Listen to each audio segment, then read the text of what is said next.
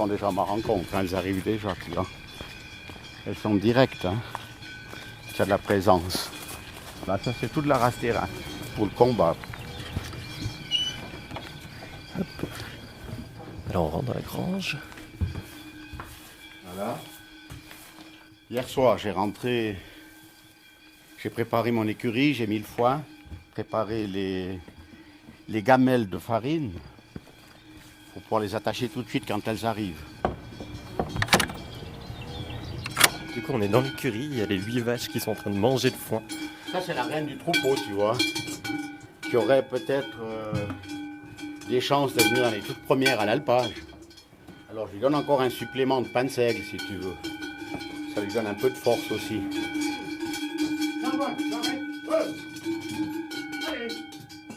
Allez. Hop. Là on est derrière Muguet qui est la favorite. Allez Muguet, vas-y. Il y a du nouveau, hein. Allez, va tellement. Avec son bâton, Alain Brunet les pousse vers l'avant et vers le nouveau pâturage. Allez Muguet. Voilà, on les a vus sortir avec leurs grandes cornes, et puis c'est vraiment des animaux qui sont très massifs aussi. Est-ce que ça leur arrive de se blesser lorsqu'elles combattent ? On a quand même quelques blessures, mais superficielles. Elles font des petites égratignures au front, des coupures, mais même pas le cuir. Le cuir même n'est pas coupé. Des fois, on doit quand même désinfecter, bien tenir à l'œil, mais ça se recicatrise.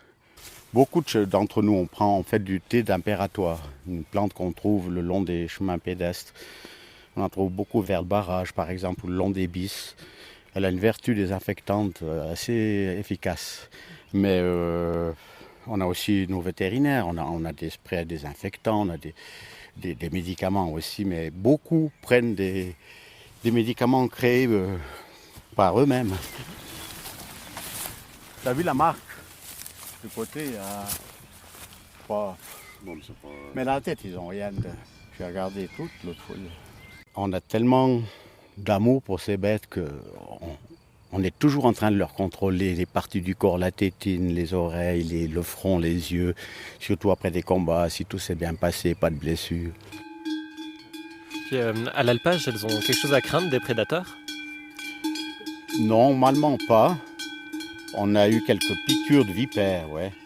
Ou des fois des piqûres d'abeilles mal placées, au coin d'un œil ou dans une oreille ou ça.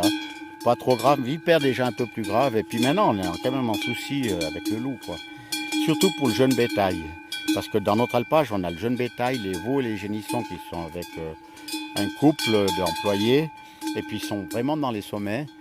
Et puis là, on sait qu'on a déjà eu l'année passée, une fois, tout le troupeau qui a été dérangé. Puis il y en a 7 qui ont été dérochés. Elles ont été paniquées. Elles sont parties en pas de course, se sont suivies. Puis il y en a 7 qui ont sauté dans le vide. Et c'était exactement la même période où on observait le loup chez nous, quoi. Mais on monte 3-4 fois par semaine leur rendre visite pour voir comment elles vont, savoir comment elles ont lutté. Ça fait plaisir d'aller les voir, quoi. Beaucoup de propriétaires, on se retrouve là-haut. Et puis... Alors l'été, c'est sûr que je suis un peu plus calme en rapport avec les animaux et soins des animaux, mais j'ai beaucoup de travail dans les foins.